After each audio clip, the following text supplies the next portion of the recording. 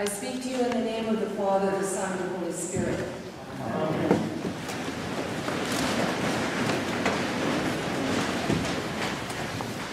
All I can say is they don't make these things for women who don't have pockets.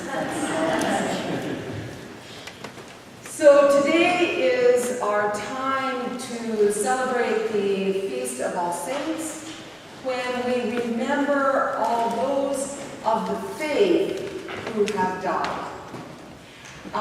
Many years ago, there was I think the National Film Board did it. It was an animated short where it started with this little guy, this little boy, and the perspective expanded and expanded from his town to his province, to his country, to the earth, to the solar system, to the cosmos.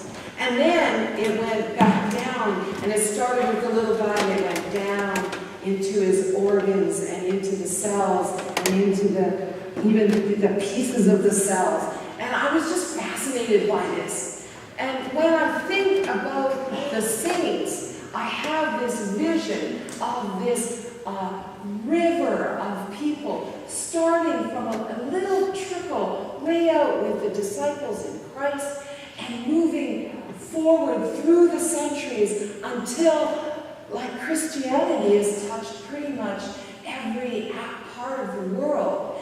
And then I start thinking about all the folks that have been here at this place, and all the way down through the years to the people that have been saints for my life. And there's this sense of being a part of something that is so huge and big and amazing. So then I started to think about, okay, what does it take to be a saint, right? Because it's All Saints Day. Well, even though most of us have in our mind this vision of a saint that is, pious, probably a monk or a nun, looking to the skies, that's the saint. For Paul, the saints were the regular folks in the pews. You guys, you're all saints.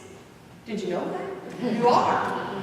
You're the saints. And when you read the letters of Paul to the various communities, the Colossians, the Ephesians, the Corinthians, you realize, man, these guys get into trouble. They argue with one another. They are self-righteous. They are judgmental. They are just, sometimes they're not really nice people.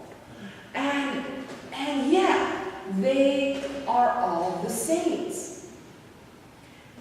So then I started to think about, how would you know who was Christian in the early church?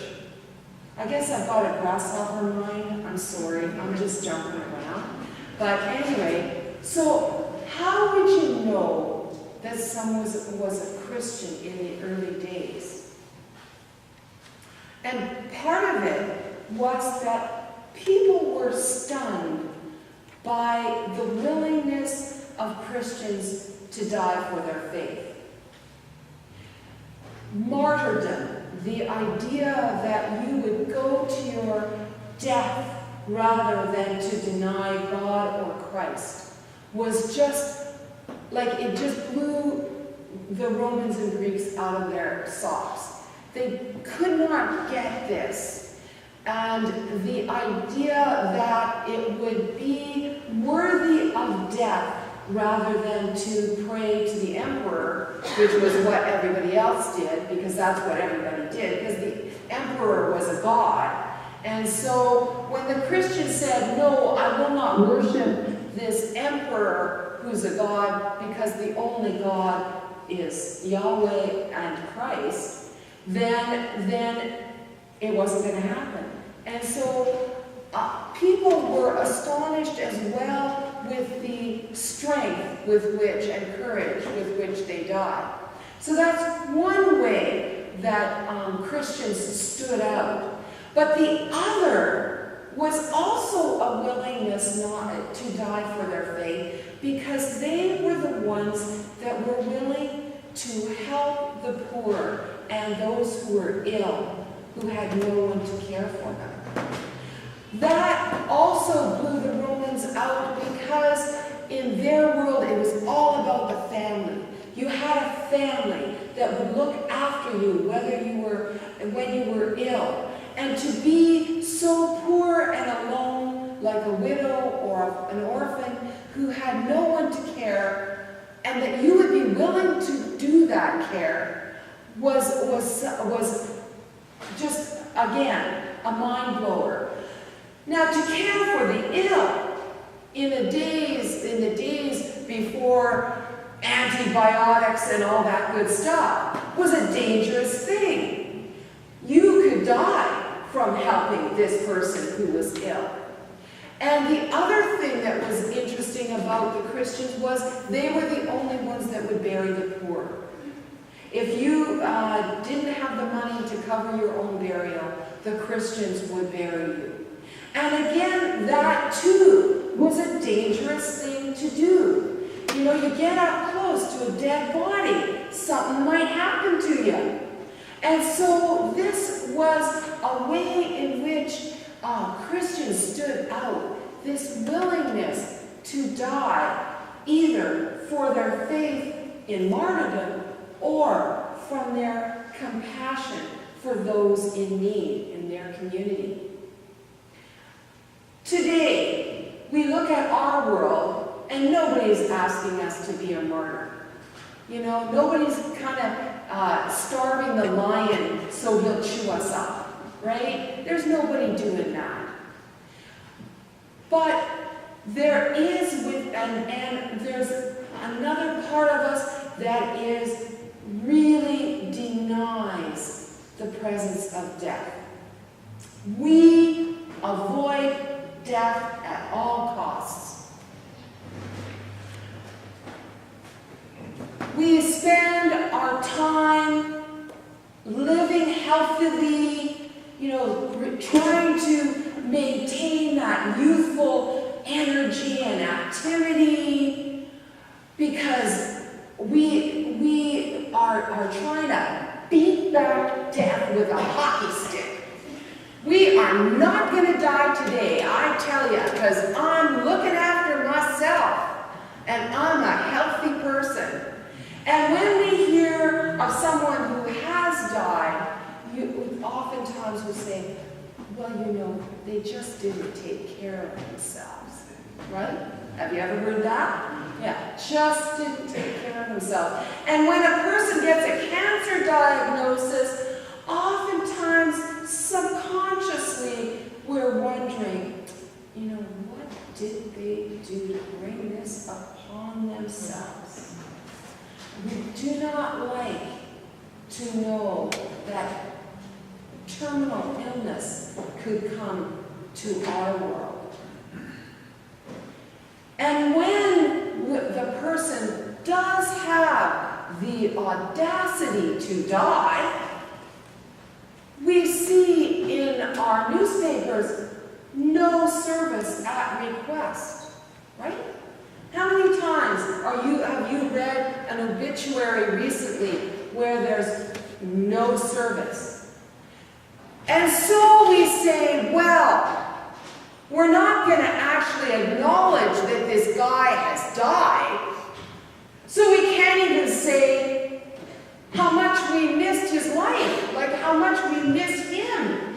There's no place for it, because we don't give a place for it. And so we say, die silently, die quietly.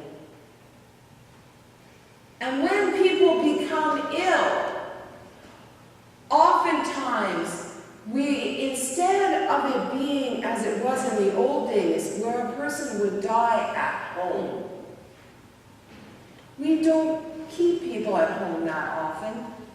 What we do is we put them in hospitals and hospices and extended care units, and we say, we'll let the professionals take care of them. And you know how easy it is to walk by a hospital, or walk by a hospice, or walk by an extended care unit? You betcha. It's easy, folks. We do it all the time. And so, when we get to that place, possibly, that we might be grieving. We've lost our spouse of 50 years. We've lost our dog, who's been near and dear to us for 15.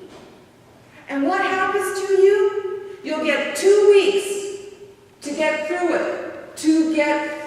it, and people will say to you, have you moved on yet? Have you moved on yet? And that, to me, is the picture of what we do as a society around death. And what I would like to say to us, to offer the invitation, to be the folks like those early Christians who say, I have no fear of death.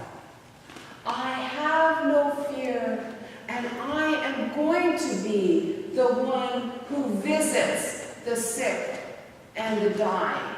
I am going to be the one who says, hey, you know, when Joe died, it would be a really good idea if we had some kind of time to acknowledge that he's gone, and that we appreciated his presence in our lives, that we take a moment to say goodbye, and that we are the ones that instead of walking away from the grieving person, walks up to them and says, how are you really?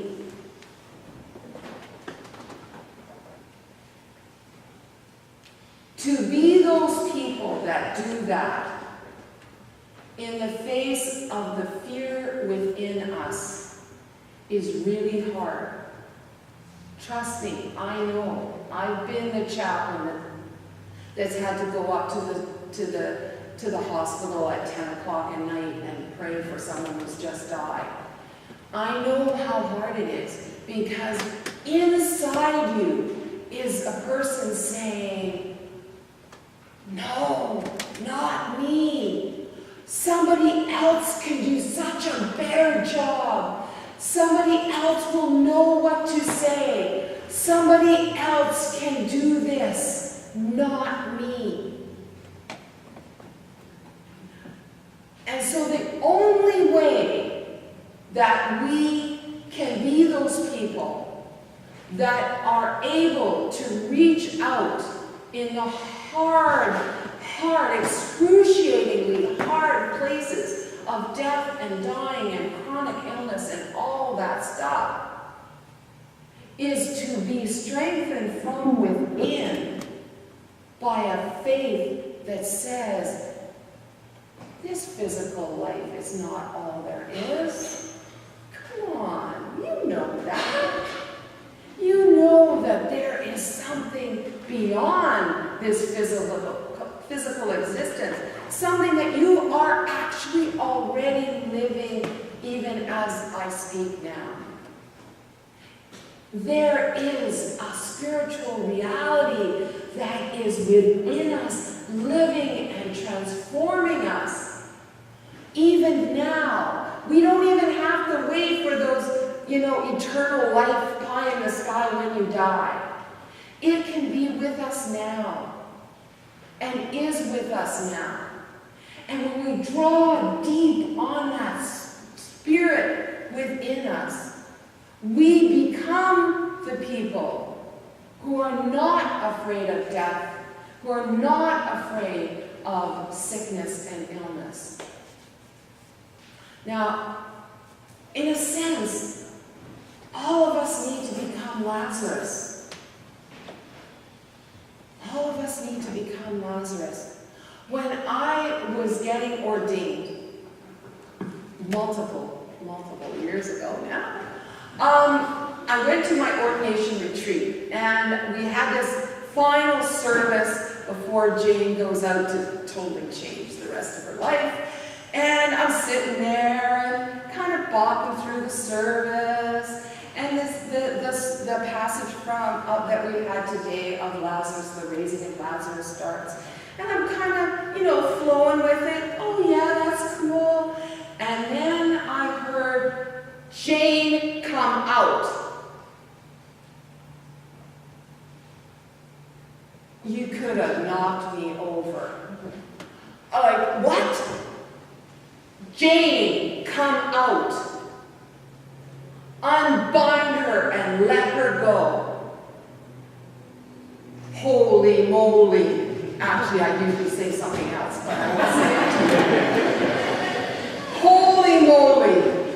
Because at that moment, I was Lazarus, being unbound and freed and able to reach out to people in different ways than I had ever done before. And through the years, I've had to push through those edges of comfort into places where I had no idea what I was doing. I just hoped that I was communicating something of the Spirit of God to the person I was talking to. And so I invite you on this All Saints' Day to discover that you are Lazarus. Thanks be to God.